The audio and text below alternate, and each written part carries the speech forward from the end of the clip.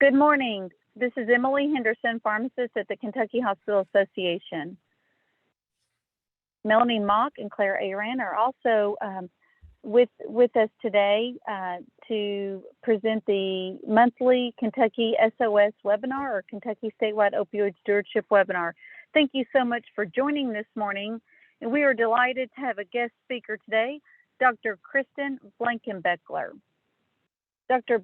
Blankenbeckler received her doctorate in pharmacy from Mercer University in 2012. Since then, she has practiced in both retail and hospital pharmacy before joining the Kentucky Pharmacy Education and Research Foundation in 2020. As the Director of Clinical Outreach, her role is to provide education on the treatment of opioid use disorder, safe opioid prescribing and use, and harm reduction.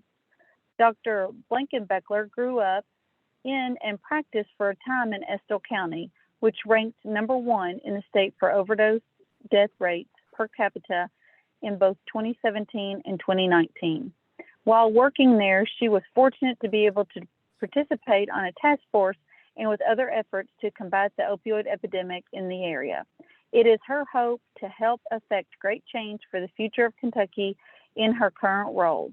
Kentucky SOS welcomes Dr. Kristen Blankenbeckler with today's presentation, Treatment of Opioid Use Disorder.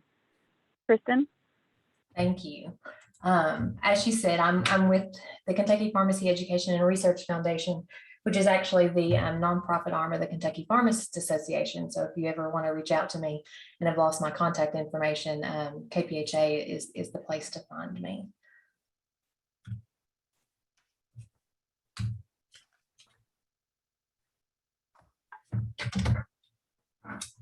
Now my slides won't advance. There we go. I don't have any disclosures for you this morning.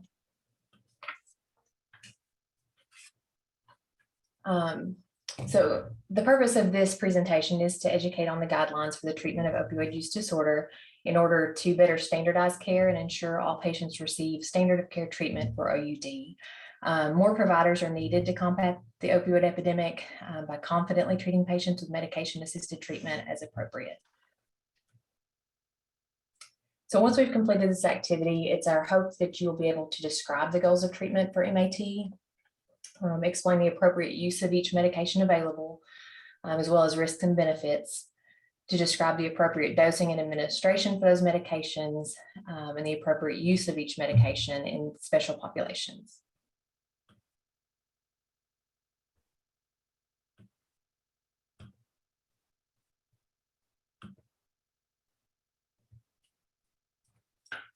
So this presentation is going to start with a review of ASAM's National Practice Guideline for the treatment of OUD. I always want to impress upon people working in this area that patients in addiction still deserve evidence-based care. So when a condition carries the stigma that opioid addiction does, it's tempting to allow our personal beliefs, prejudices, and experiences to sway our decision-making. But as healthcare providers and professionals, it's important that we make decisions that are best for our patient and based on the scientific evidence. So this guideline lays out recommended treatment. I know many people on this call may work with organizations in different states. So just know that some states may have laws or regulations that prevent you from following these guidelines exactly. So I'd suggest you refer to the state board when any questions about that may arise. So ASAM encourages the use of addiction involving opioids or whatever the patient's substance of choice is, but we'll often use OUD or opioid use disorder for brevity, so you'll hear me use that term a lot. Despite frequently differing opinions, OUD is a brain disorder. It's defined by ASAM as a treatable chronic medical disease that involves complex interactions among brain circuits, genetics, the environment, and your patient's individual life experiences. So people with addiction use substances or engage in behaviors that can become compulsive and will continue despite harmful consequences. Diagnosis is based on a checklist of symptoms that's available in the Diagnostic and Statistic Manual of Mental Disorders, the 5th edition, or the DSM-5, as I'm sure you're all familiar with. There are 11 symptoms they look at to diagnose a patient as mild, moderate, or severe, as long as they exhibit at least 2 of those symptoms in the 12 months prior to the evaluation. So this is a biopsychosocial disorder, which indicates that both the disease progression and recovery are affected by biological, psychological, and social factors. So an opioid refers to any substance that binds to an opioid receptor in the brain, as well as GI tract or peripheral tissues, but our focus for this is, of course, the brain. And these substances can include exogenous substances like medications such as morphine, or endogenous substances like our enkephalins, endorphins, dynorphins. And once bound, most of these substances are agonists, meaning they activate the receptor and lead to that subsequent response, typically analgesia, but also adverse effects. So just know that most opioid medications we use are mu agonists, which bind to the mu opioid receptors, and the subsequent effects of binding of these receptors include that supraspinal analgesia that's our goal, but also the physical dependence, euphoria, sedation, respiratory depression, constipation, some orthostatic hypotension, and vasodilation. And I'm sure most of you recognize those as commonly known effects of opioids. Now, for ASAM's recommendations regarding the treatment of OUD and the medications used, I'm going to try to move quickly to make sure we get all of the important information. But in addition to the guideline we're discussing, ASAM has several resources available on their website that can help with the initial assessments and determining the appropriate level of care for referral. But the first part of the guideline addresses assessment and diagnosis of opioid use disorder. The number one priority is always to identify any urgent or emergent needs, and this could include overdose, impairment, or psychiatric condition that needs immediate treatment. And once it's determined that there are no emergent issues and it's safe to proceed, then a comprehensive assessment should be completed.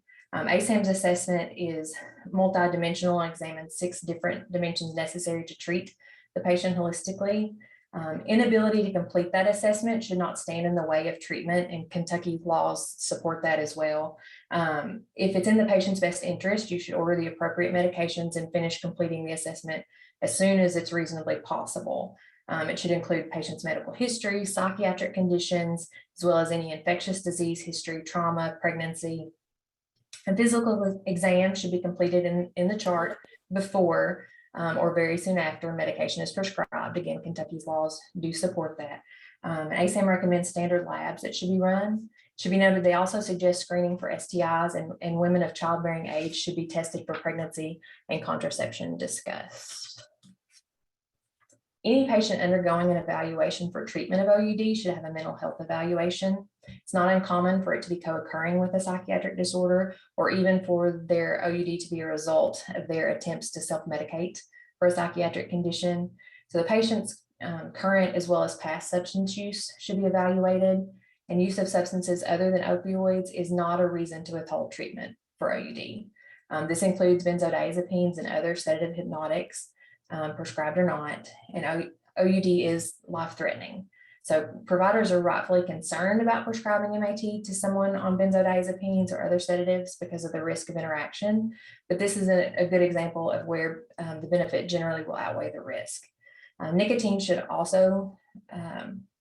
use should also be discussed with the patient, and we should offer smoking cessation if they're willing to consider that. Several studies have shown that smoking cessation improves outcomes long-term for patients in treatment. And a multidimensional assessment will help to determine facilitators or barriers to long-term recovery for the patient.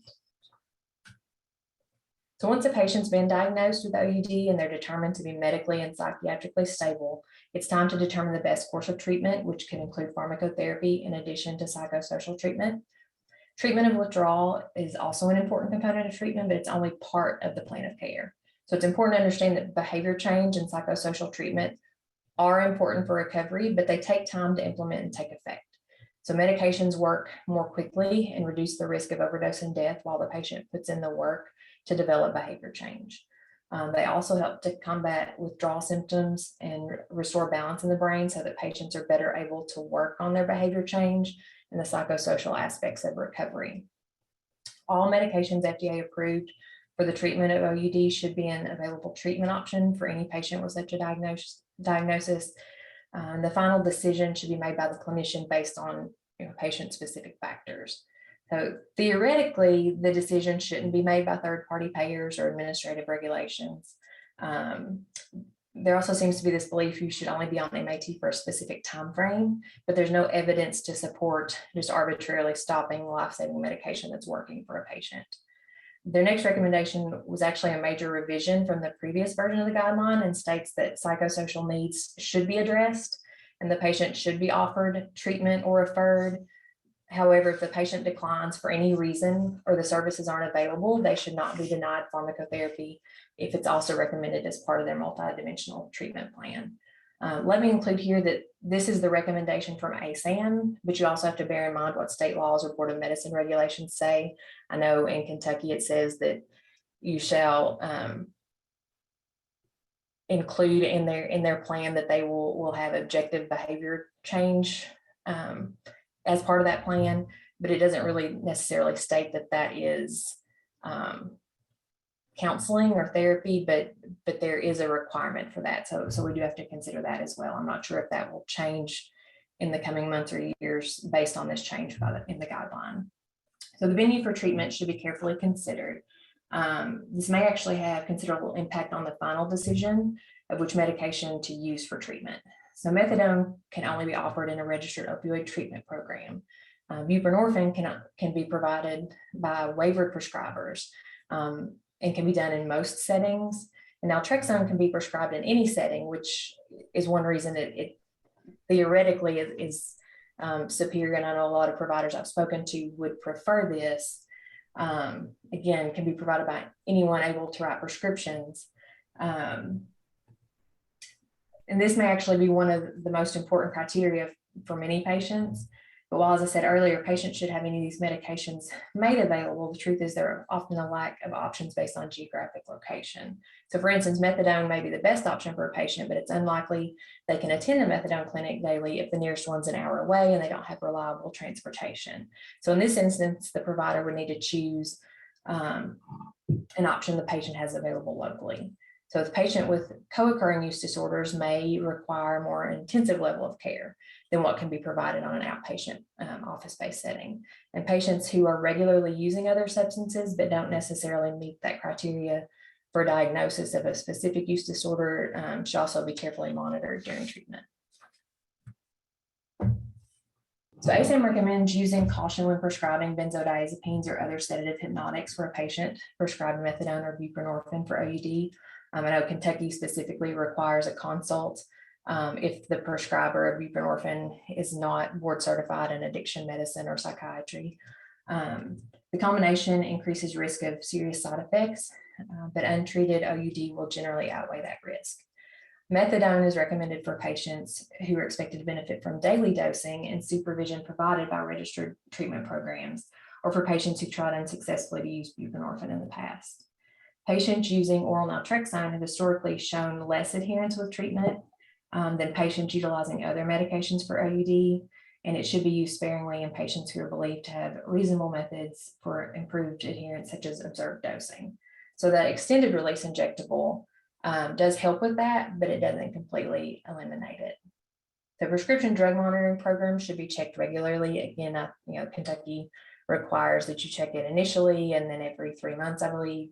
And this is, of course, done to confirm that medication adherence and help the provider verify the patient isn't being prescribed controlled substances from someone else that they aren't aware of. And naloxone is used to reverse an opioid overdose and should be provided to any patient with current or history of OUD. And it's important to train the patient as well as their family, friends, significant others on how to use it, or let the patient know, if those people aren't available to you, let the patient know that they need to show their loved ones and social circle where to find their naloxone and how to use it. So while this section does touch on specific medications treating opioid withdrawal, I won't go into a whole lot of detail here because the medications each have their own sections where we'll go further in depth. But the use of methadone or buprenorphine to manage opioid withdrawal is recommended over abrupt cessation because that can lead to strong cravings, acute withdrawal syndrome, both of which increase risk of relapse, overdose, and death. So withdrawal management, which is also previously been known as detox, on its own without a plan for ongoing treatment is not recommended. So patients need to be educated about their increased risk of overdose and death in the event that they return to use after they've been abstinent, because they'll have lost that tolerance that they had previously. An ongoing maintenance medication combined with appropriate psychosocial treatment is the standard of care for OUD. The use of methadone to treat withdrawal must be done in an opioid treatment program or in limited circumstances in acute care setting.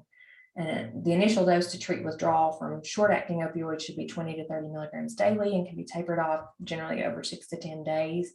And buprenorphine should not be initiated until there are objective signs of withdrawal. There are tools available to help with that determination. Once the withdrawal is confirmed, the patient should receive a dose sufficient to suppress those withdrawal symptoms, usually started at 2 to 4 milligrams and titrated up.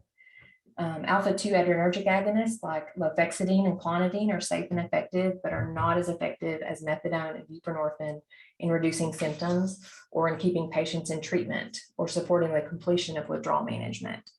The management of withdrawal using ultra-rapid opioid detox or UROD is not recommended because of the high risk of adverse event and death. The use of naltrexone to facilitate opioid withdrawal management can be safe and effective, but should only be done by experienced clinicians. The methadone, of course, is a slow-acting agonist, meaning it binds to that opioid receptor and activates it. For the treatment of OUD, it's given orally, which causes it to work more slowly than it does when it's taken by other routes, which helps to lessen those rewarding effects while still working to prevent the withdrawal symptoms. So ASAM lists 4 goals for treatment with methadone, and they are to suppress the opioid withdrawal, to block the effects of illicit opioids, to reduce opioid craving and stop or reduce the use of illicit opioids, and to promote and facilitate patient engagement in recovery-oriented activities, including those psychosocial interventions. So methadone is recommended for the treatment of OUD for patients who are able to give informed consent with no contraindications, and that will go for each medication. They always need to be able to consent and obviously not have contraindications. For methadone, the contraindications would include, of course, known allergies or previous adverse events, but we'd also want to use caution in patients with increased risk for QT prolongation, possibly due to other medications they may be taking or other factors.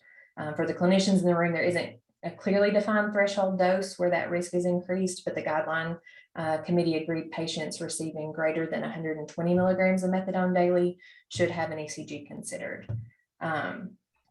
So always consider the relative risk of the cardiac adverse events compared to untreated OUD if other medications for OUD aren't considered an option.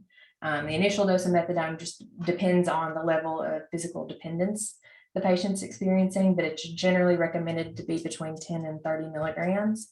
You'll reassess the patient in 2 to 4 hours after the drug has reached peak level. If the initial dose is given in the afternoon or evening, reassessment can occur the next morning, so timing shouldn't stand in the way of initiating a patient. And tolerance has to be considered to mitigate the increased risk of overdose in the first 2 weeks following initiation. So per federal law, the initial dose can't be greater than 30 milligrams, and the total dose on day 1 can't be greater than 40 milligrams. So for a patient with little or no tolerance, so maybe somebody who's transitioning from Naltrexone or leaving incarceration where they weren't receiving an agonist treatment, you can start lower with, say, 2.5 to 10 milligrams. But for all patients, the dose should be increased slowly because of the long half-life, and they should be closely monitored. So dose increases should be individualized. The pharmacokinetics of methadone are tricky and deceiving. So dose responses can vary greatly among patients. So doses shouldn't be titrated more than a total of 10 milligrams every 5 days. And that should be based on the patient's withdrawal symptoms or sedation that they're experiencing. So low doses can lessen acute withdrawal symptoms, but they often aren't enough to suppress the cravings, which are also an important part of the patient's recovery. So the patient may not feel well in the first few days of titration, as it has to be done slowly, but that should improve as the dose approaches the appropriate level. 30 to 60 milligrams is often enough for some, but most patients require a maintenance dose of 60 to 120 milligrams daily for the greatest efficacy. So this dose generally creates tolerance enough to dull the euphoric effects to opioids, while also quelling the cravings and withdrawal symptoms. So patients on the higher doses have better outcomes and they tend to stay in treatment longer. As far as monitoring, that's subject to federal regulations, and the regulations include requirements for federal and state approved OTPs covering dispensing, supervising administration of methadone, as well as diversion control and drug testing. So patients should be seen daily in early treatment for supervised dosing, and take-home doses can be dispensed once patients are stabilized and meet a certain criteria. The patients can also be seen less frequently after stabilization at intervals determined by federal regulation. And as with all controlled substances, PDMP should be monitored periodically throughout treatment. Psychosocial needs and how to handle those have already been addressed and are the same for all medications. If a patient previously on methadone relapses, or their risk of relapse is considered to be high, they can be restarted on methadone immediately. They'd need to be initiated and titrated the same as a new patient would. Transitioning from methadone to other OUD treatment medications can be appropriate if they're experiencing intolerable side effects from the methadone, maybe they've not been successful in attaining or maintaining their treatment goals, or if the patient prefers to transition and they're a candidate for whatever that alternative treatment is. Methadone dose should ideally be reduced before transitioning to reduce the risk of relapse. If a patient's recovery becomes unstable and a risk of relapse seems possible or likely, then always consider reinstating the methadone. So to transition to buprenorphine, that should be done after the patient's tapered to a low dose of methadone, usually 30 to 40 milligrams daily or less. And patients generally tolerate the transition with minimal discomfort. You want to monitor for decreasing stability during the transition, and to minimize the risk of precipitated withdrawal. Careful initial dosing followed by rapid titration is generally recommended. So patients should be experiencing mild to moderate withdrawal before the transition, which is typically seen 24 to 48 hours after that last dose of methadone, and a CAL score of 11 to 12 is generally indicative of withdrawal sufficient for safe buprenorphine initiation. So the initial dose of buprenorphine would be 2 to 4 milligrams. If symptoms improve, the patient can receive an additional 2 to 8 milligram doses as needed to suppress those withdrawal symptoms. To transition to naltrexone, the patient must be completely withdrawn from methadone and any other opioids, which can take from 7 to 14 days. So a naltrexone challenge can help determine whether or not the patient's ready. And finally, as I mentioned before, there's no recommended time limit for treatment. Relapse rates are high for patients who drop out of treatment. So long-term treatment is often necessary. There's an anticipated minimum treatment of methadone, generally of 12 months, with many patients taking much longer. The buprenorphine is a partial mu agonist. It has a higher affinity for the mu opioid receptor than most full agonists. So it relieves a patient's cravings for drug without producing the euphoria, and it with decreased risk of dangerous side effects that are characteristic of those full agonist opioids. But one of the biggest advantages of buprenorphine is it's available in an office-based setting by a prescriber with a DATA 2000 waiver. The risk of overdose is low because of the partial agonist characteristic, but buprenorphine displaces full agonists from the receptor and dramatically decreases the opioid effects, which can precipitate withdrawal. So moderate withdrawal or a CAL score of 11 to 12 is generally sufficient to allow safe and comfortable initiation. Using low initial doses of 2 to 4 milligrams helps to reduce that precipitated withdrawal. A patient should be observed for 60 to 90 minutes. Then additional incremental doses of 2 to 8 milligrams can be provided if the patient is showing new signs. Dosing can be rapidly titrated once that initial dose is shown to be well tolerated. Both office-based and home-based initiations of buprenorphine are considered safe and effective, but again, know your laws and regulations. And once initiated, the dose should be titrated to alleviate symptoms. Dose should be sufficient to prevent cravings and enable the patient to discontinue the use of their illicit opioids.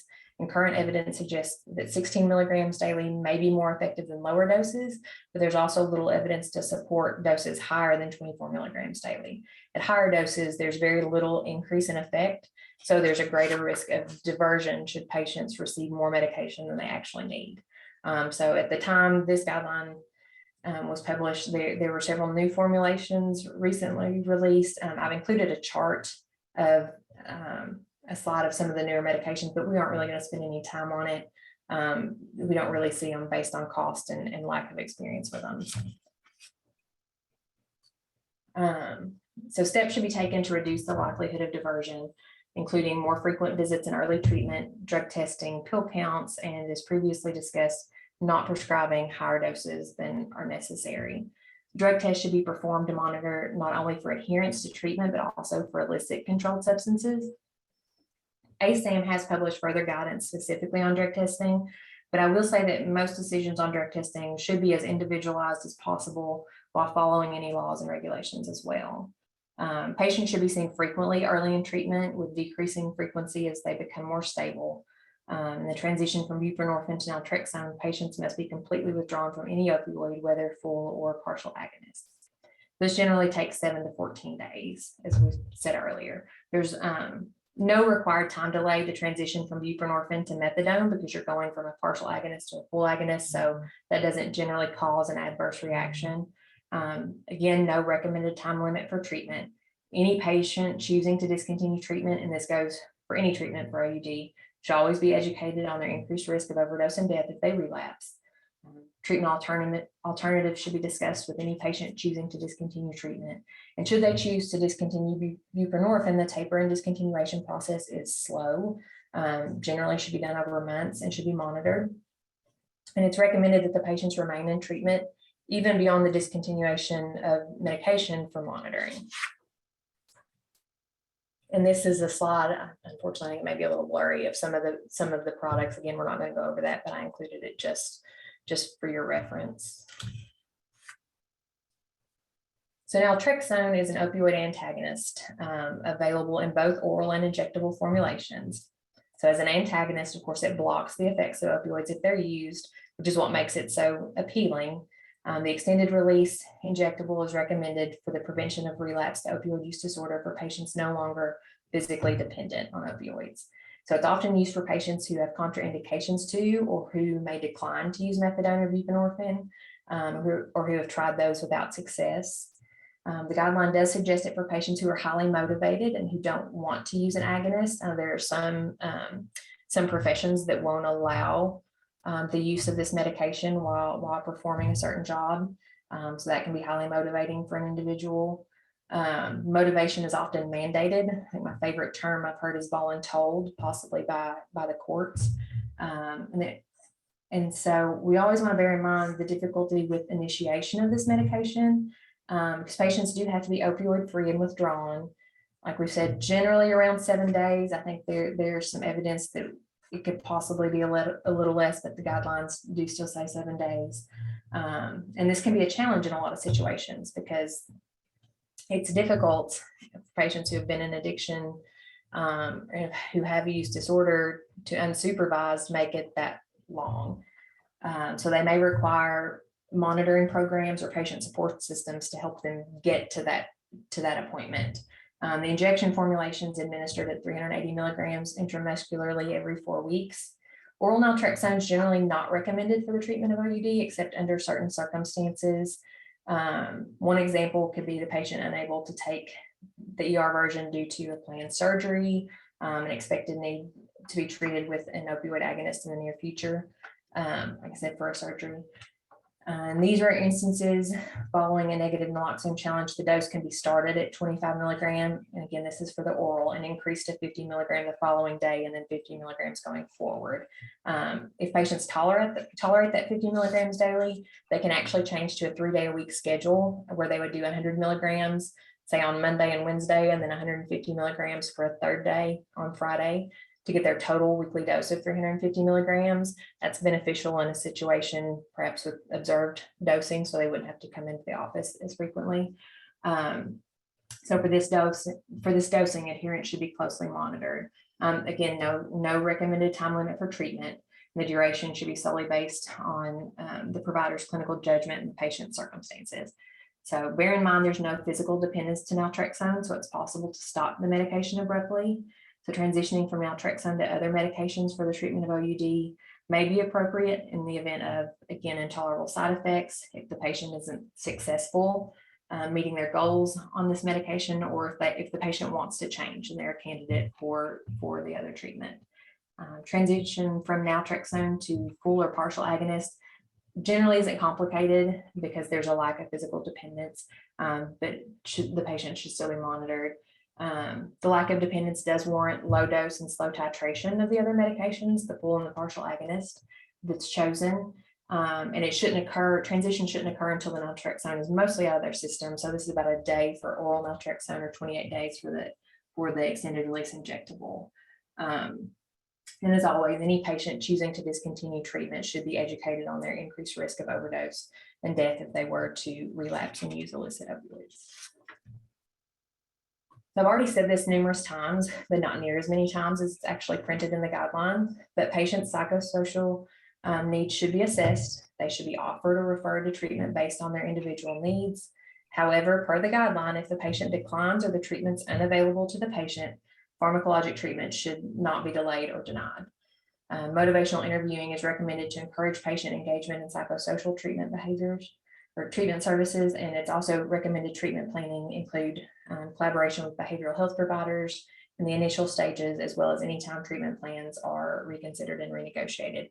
I was really glad to see them add this to the guidelines. You know, having worked in rural health, I think anybody working in a rural setting knows that despite your best intentions for the patient, some of these services are not always readily available, especially for our patients who lack transportation. So I think that's an excellent addition.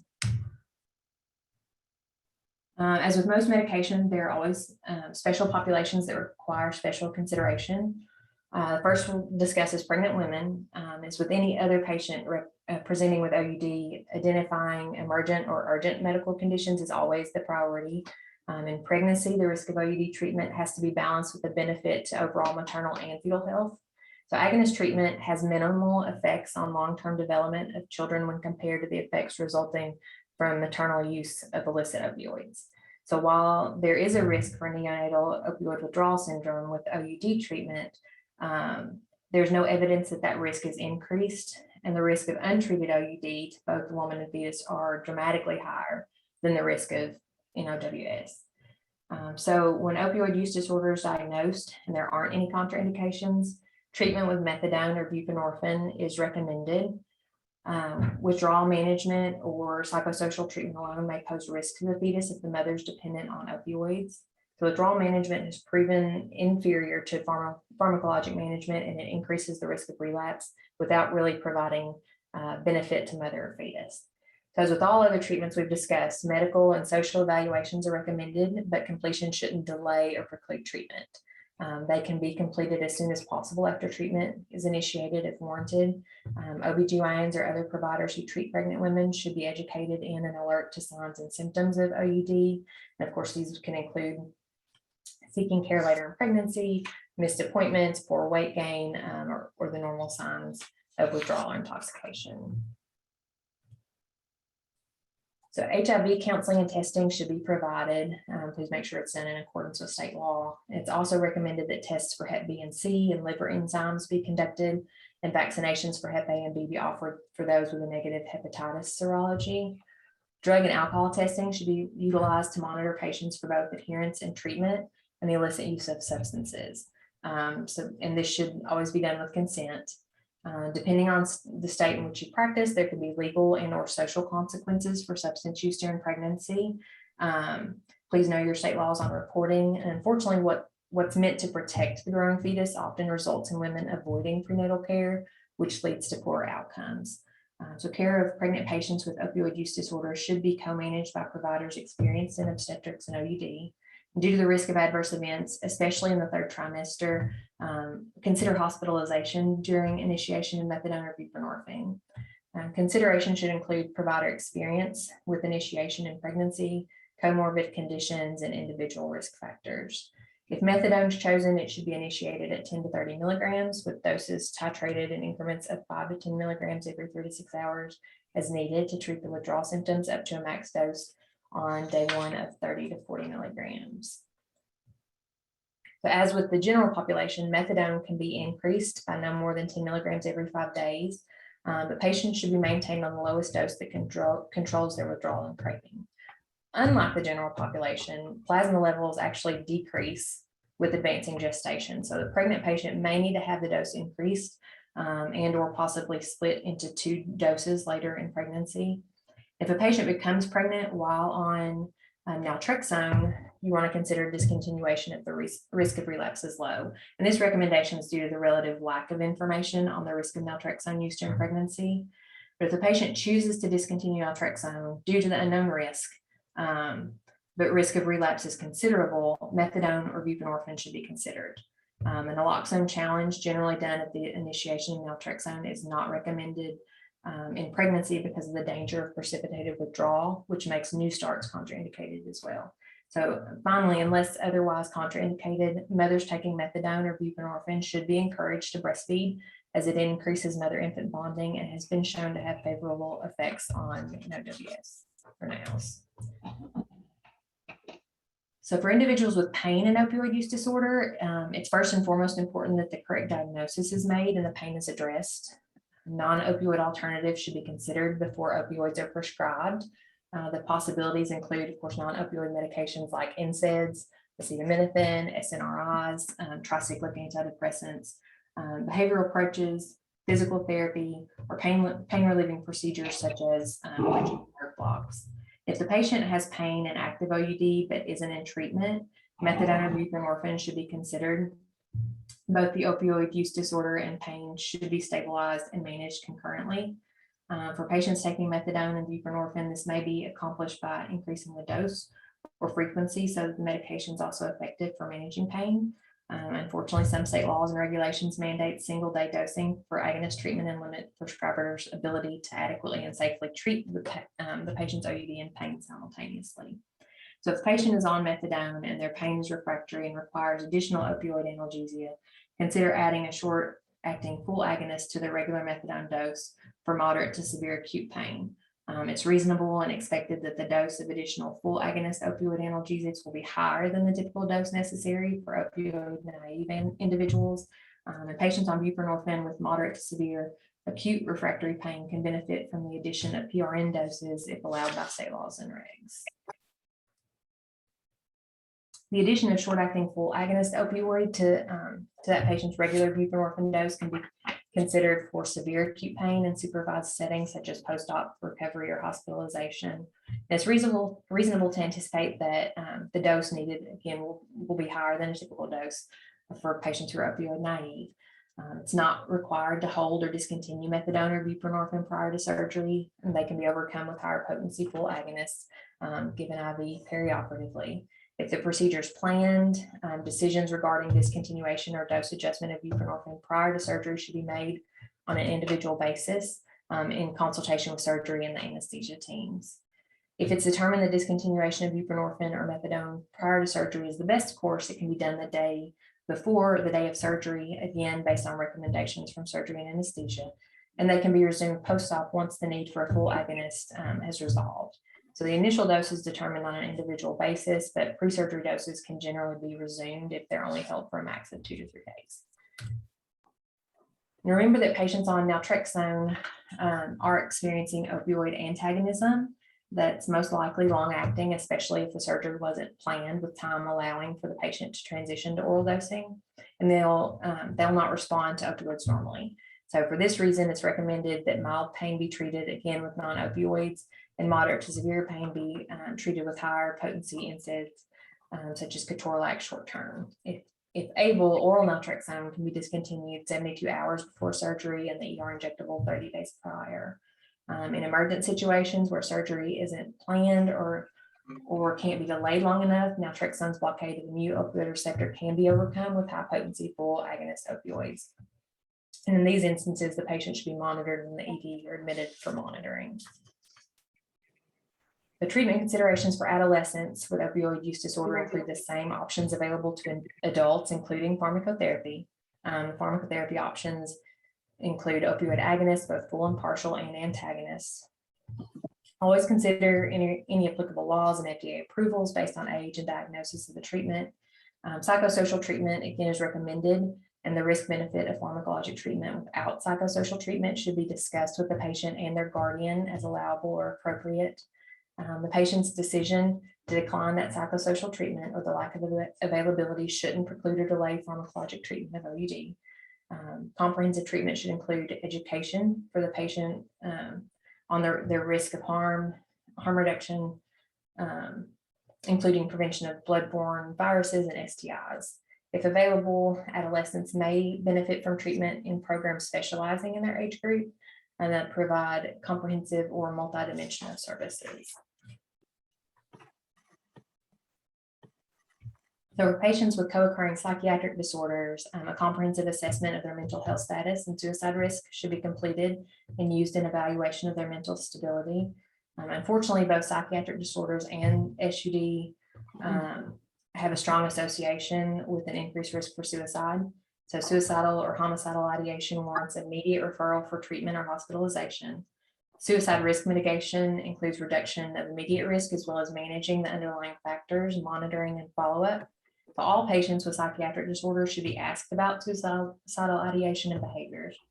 A positive screen for suicidal ideation or attempts should have medication adherence for both OUD and psychiatric disorders monitored more closely.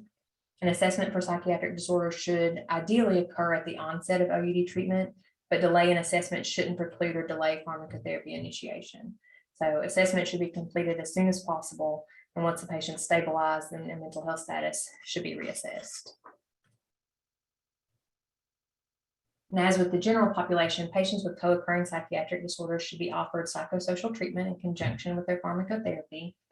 Their decision to decline that psychosocial treatment or the absence of available treatment, and we've said this before, shouldn't preclude or delay treatment of OUD.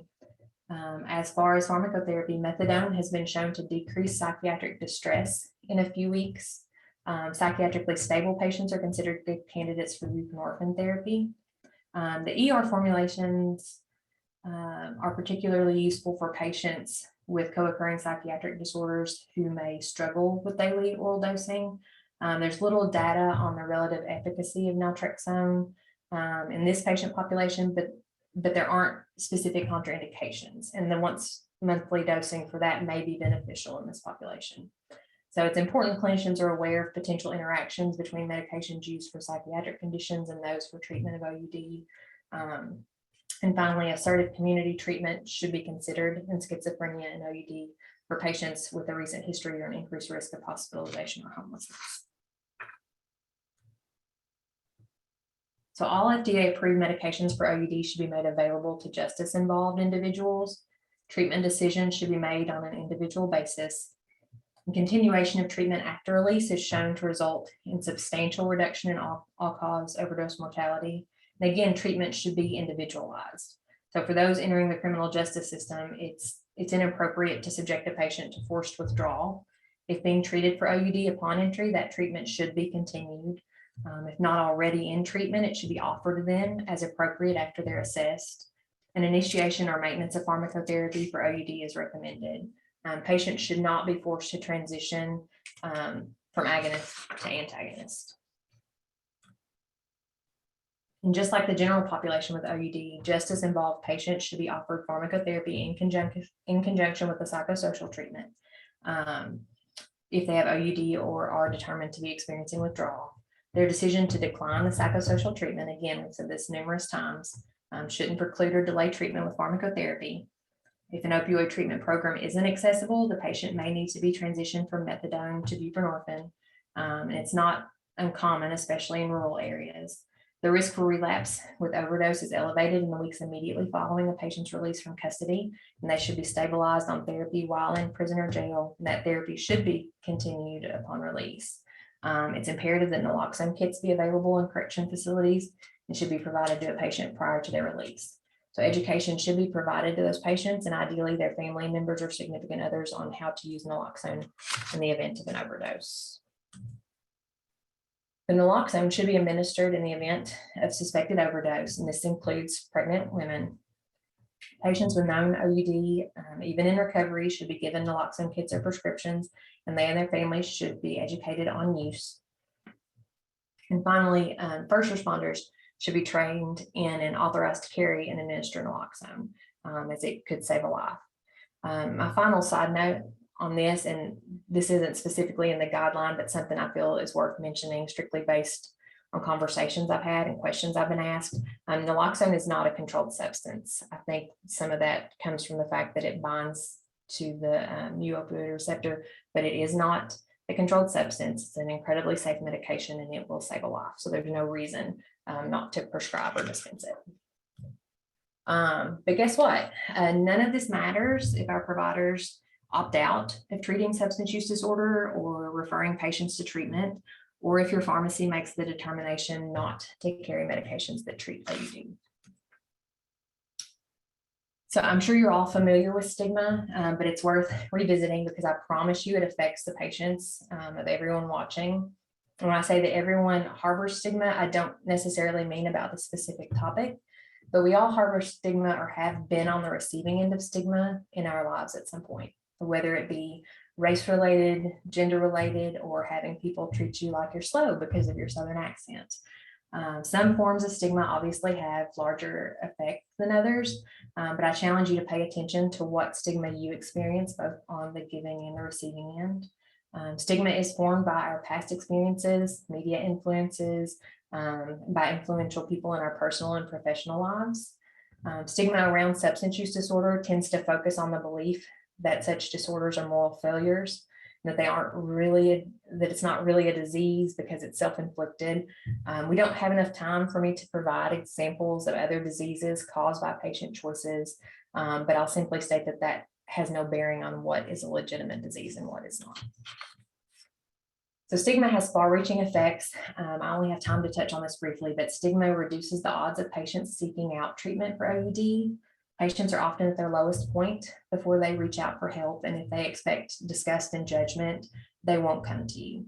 So if you assume this doesn't happen, I can assure you it does. I've personally been asked, having a discussion about MAT, and in primary care provider's office, I've had the question, do we really want those people sitting in our waiting rooms? Which I hate to break it to you, they're already there. But this leads to further isolation, which makes recovery more difficult for these patients. It has negative effects not only on the patient's health, but also on the healthcare system as the cost of opioid use disorder continues to rise. So how do we affect change in regard to stigma? We utilize science-based, non-biased, person-first language, just as we do with other conditions. A simple Google search finds examples going back at least a decade of similar conversations around the term diabetic and how it defines a person with diabetes by their disease. So a person with opioid use disorder is preferred just as a person with diabetes is now the preferred terminology. We can affect change by normalizing screenings. This is something that should be done consistently in order to decrease the stigma that comes along with that. Patients should become used to being asked about substance use, along with prescribed medications and questions about their diet and exercise. Focus should be on evidence-based treatment and guideline recommendations. Substance use can be very emotionally charged subject, and patients and family members will have varying opinions formed by information from numerous sources, many of which are unreliable. So it's the responsibility of the provider to present options in the same manner they would treatment for other conditions. So based on the evidence, based on the guidelines, and without personal bias. Finally, obtaining a DATA 2000 waiver should be the norm. If OUD is treated in the primary care office along with other chronic conditions, that provider then isn't labeled as being an MAT doctor. The patient doesn't have to worry about being recognized at an MAT clinic. And finally, there's a lot of discussion on non-stigmatizing terminology, and I highly recommend you familiarize yourself with this language. I've got some examples on the slide about the terms that we used to use and what we should use. But you want to make an effort to promote this and integrate it into your hospital systems. Appropriate terminology should be modeled from the top down. Some of these are a little easier to transition from, such as the use of clean or dirty when referring to urine drug screens. These should be referred to as negative or positive, just like numerous other tests. Some of the other terms may be a little more difficult to break. Some of the new terminology is a little more wordy, but with time, that new terminology will come with ease. And I admit some of these may be a little questionable in certain circumstances. So don't feel like these are things that you have to memorize and make uncomfortable. But I recently read an article where patients with substance use disorder were actually surveyed, and many of them actually admitted that they refer to themselves as addicts and are okay with that term, even though, you know, a lot of the examples we see nowadays say to remove that from your vocabulary. So my suggestion is if you're unsure, just ask your patient how they, what terms they're okay with and what they want to be referred to. So that is it for my presentation. I know I took up a lot of your all's time, but there was a lot of information we really wanted to get out there for you guys. This time, if anybody has any questions, I'm open to it. Thank you so much, Kristen. What a wonderful and educational webinar. So much wonderful information, not only about prescribing and pharmacology, but also about stigma and word choices and uses. So Kristen has graciously offered her email that if you should have questions, maybe think of questions later, or you can contact her personally, or of course you can always contact me at ehenderson@kyha.com. At this time, please unmute yourself and you can ask Kristen Blankenbeckler any questions you may have regarding this webinar or other topics. Also, you may utilize the chat box for questions. You will notice on your screen, we will put the continuing education portal information, which Kentucky SOS is proud to offer continuing education for medicine, pharmacy, and nursing. And the portal is open until December 19th at 11:59 p.m. Eastern Time. If you do not submit the evaluation by this time, you will not be eligible for continuing education. Unfortunately, I don't have any control over that. That is through our CE administrator, Access Medical. So the portal is on the screen. You can get your access code information. Do not try to get CE before 12 noon today. It will not allow you to complete the evaluation. At this time, are there questions for Dr. Blankenbeckler?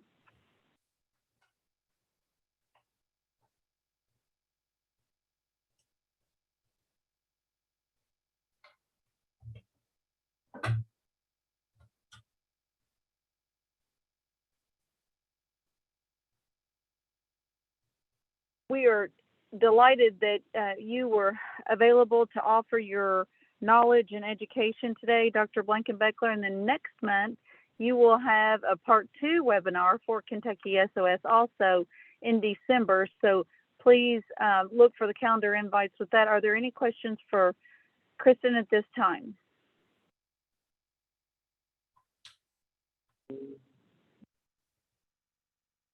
Well, always remember that she's available for to answer questions or to provide education as needed.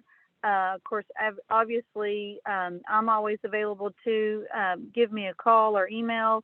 Thank you so much for joining today's Kentucky SOS webinar, and have a happy and safe Thanksgiving. Goodbye.